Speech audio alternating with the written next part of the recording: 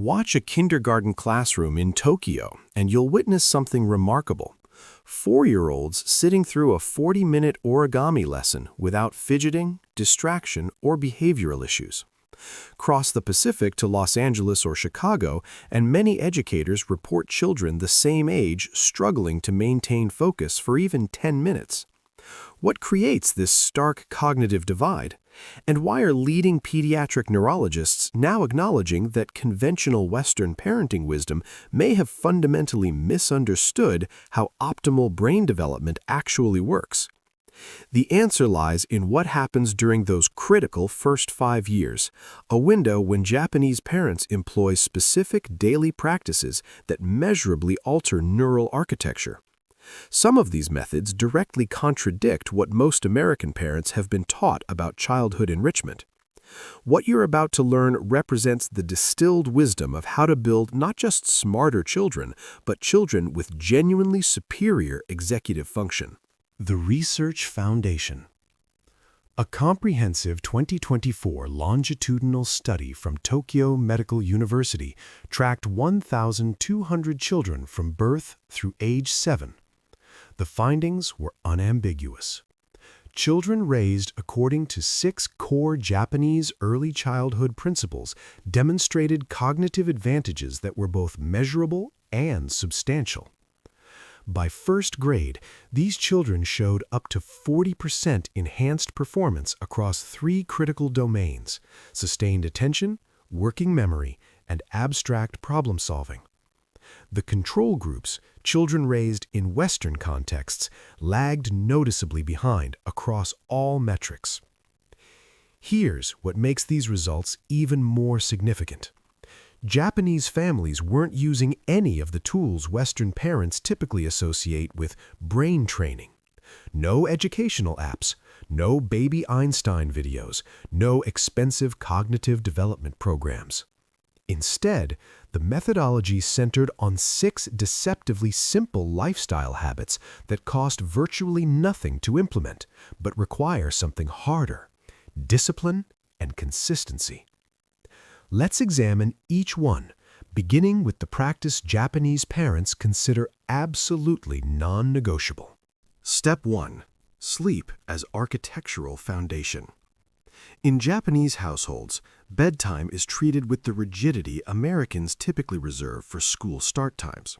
A child's sleep schedule takes precedence over adult convenience, social calendars, and family obligations. No exceptions, no flexibility. Japanese children ages 1 through 5 typically log between 11 and 12 hours of sleep nightly. American children in the same age bracket, studies show they average closer to 9 hours, with many getting significantly less. This isn't a minor difference, it's a neurological crisis. Research conducted at Osaka University's Center for Developmental Neuroscience reveals that sleep serves as the brain's primary consolidation period. During deep sleep cycles, the hippocampus transfers newly acquired information into long-term storage. Synaptic connections formed during waking hours are either strengthened or pruned based on relevance. When sleep is chronically shortened, even by just an hour per night, this entire consolidation process becomes compromised. Learning that should transfer to permanent memory simply doesn't stick. The developing brain literally cannot complete its nightly organizational work. Japanese parents enforce bedtime with absolute consistency. Same time every evening regardless of circumstances. Weekend exceptions? Non-existent. Special occasions? The child still goes to bed on schedule. This isn't rigidity for its own sake. It's recognition that a well-rested brain learns exponentially faster, focuses with less effort, and manages emotional regulation with greater ease. Western parents, by contrast, tend to view sleep as negotiable. Missing an hour for a birthday party or staying up late on vacation feels harmless. Neuroscience contradicts this assumption. Even a single night of insufficient sleep demonstrably impairs executive function in young children. Sleep isn't a luxury to fit around other priorities. It's the foundation upon which every other developmental process depends. Step 2. Mandatory daily nature exposure. Japanese preschools operate on a principle that sounds extreme by American standards. Children spend no less than 1 hour outdoors every single day, irrespective of weather conditions. Rain? They go outside in rain gear. Snow? They bundle appropriately and go anyway. Mild cold? Absolutely no excuse to stay indoors. This outdoor time isn't structured playground activity with safety mats and manufactured equipment. It's unfiltered access to natural environments, forests, parks, dirt paths, ponds, open fields. Kyoto University's Environmental Psychology Lab has spent years documenting why this matters neurologically. Exposure to natural settings produces measurable reductions in cortisol, the stress hormone that, when chronically elevated, actively impairs prefrontal cortex development. The prefrontal cortex governs attention span, impulse control, and decision-making. When this region develops in a low-stress environment, it matures more completely and functions more effectively. Children who spend substantial time in nature demonstrate longer focus durations, improved emotional stability, and better behavioral regulation. These aren't subjective observations, they show up in laboratory testing. Japanese parents don't view outdoor time as weather-dependent recreation. They treat it as a daily biological requirement, equivalent to nutrition or hydration. Children dig in mud. They climb trees without adult hovering. They collect insects, observe seasonal changes, and explore autonomously. This isn't supervised entertainment, it's essential neurological development. Many Western parents see outdoor time as something to schedule when convenient or when weather cooperates. In Japan, nature exposure happens daily, by design, not by chance. Step 3. Aggressive screen restriction. This principle tends to generate the most resistance from modern parents, yet it may be the most critical. In Japanese households, children under 3 typically have 0 screen exposure. None. For ages 3 through 6, screen time is capped at approximately 30 minutes daily, usually educational content, closely monitored. Compare this to American averages. Children ages 2 to 5 now consume between 4 and 6 hours of screen media daily. The disparity isn't marginal, it's an entirely different developmental environment. Neuroimaging research from Tokyo has documented that extensive early screen exposure physically alters brain structure. MRI scans reveal measurably reduced white matter density in regions associated with language processing, literacy acquisition, and higher-order cognition. These are not potential risks. These are observable, structural changes visible on brain scans.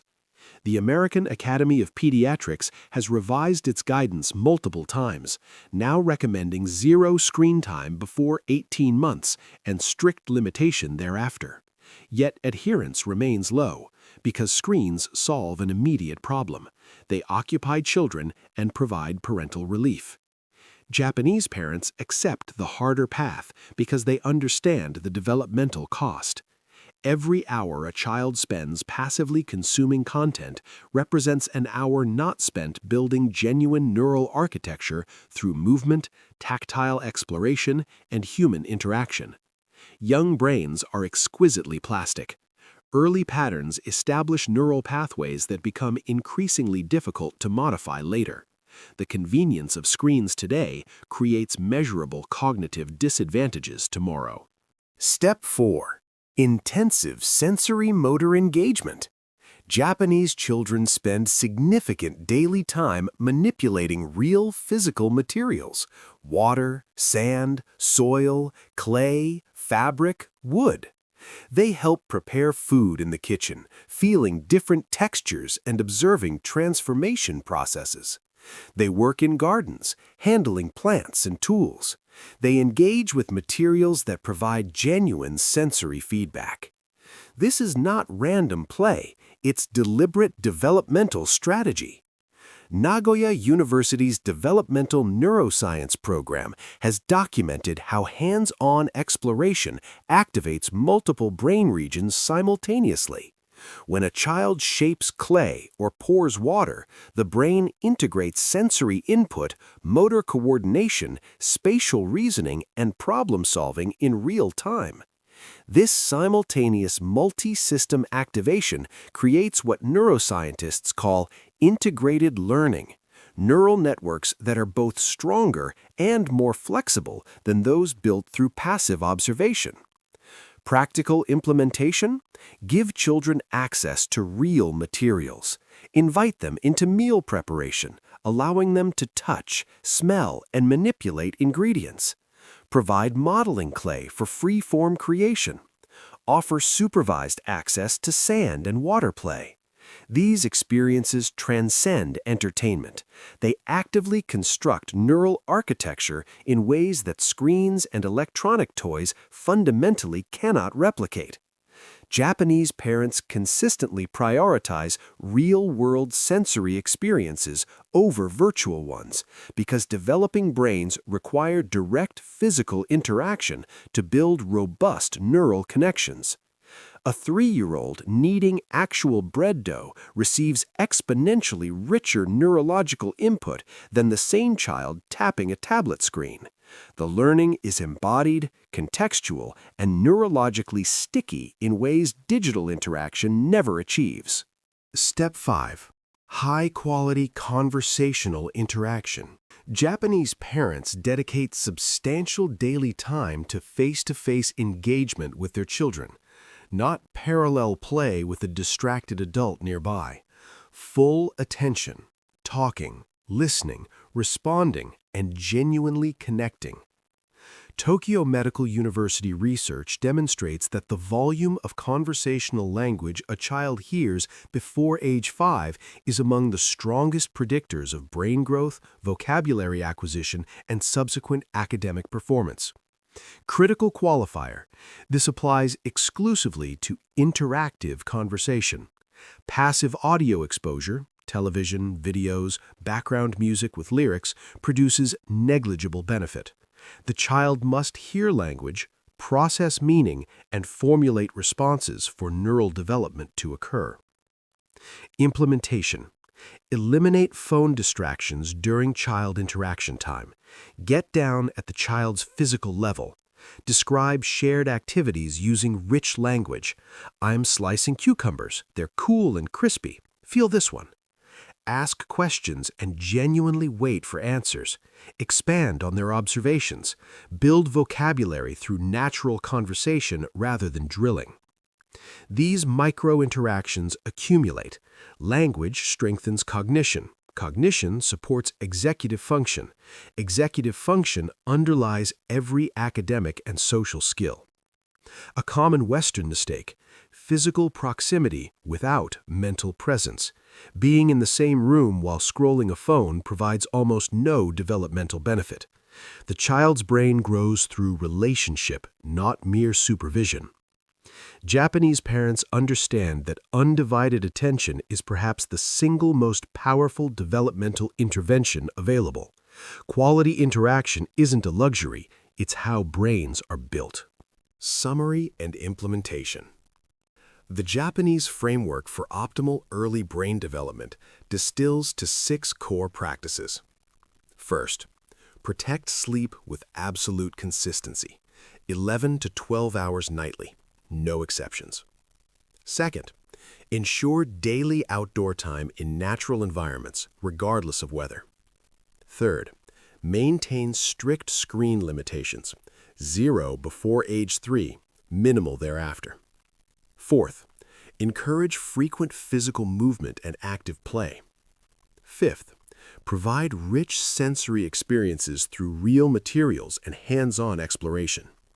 Sixth, engage in substantial face-to-face conversation and genuine interaction. These 6 habits construct brains capable of sustained focus, efficient learning, and long-term thriving. Not because academic skills were forced prematurely, but because a solid foundation was established first. Which of these 6 practices presents the greatest challenge for your family currently? Identify the number that resonates most strongly. Next week, we'll examine why Japanese children demonstrate superior ability to sit still and maintain concentration, and the specific daily practice that creates this difference, effective from as early as 18 months. Subscribe to ensure you don't miss these evidence-based developmental strategies.